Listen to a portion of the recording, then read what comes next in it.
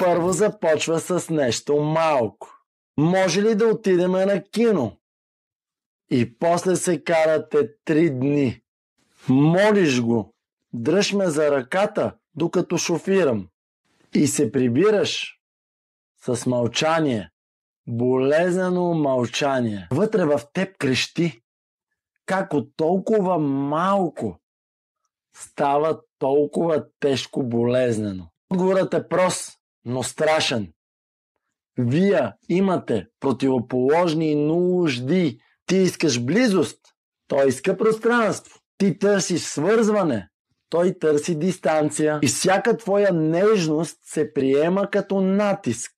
Всяка твоя молба като атака. В един момент вече не знаеш всъщност за какво се карате.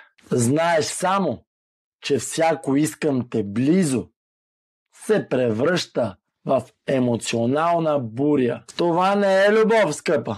Това е сблъсък на душите. И когато се обичате по различен начин, любовта боли. Ако ти се случва това, скъпа, не си луда спокойно.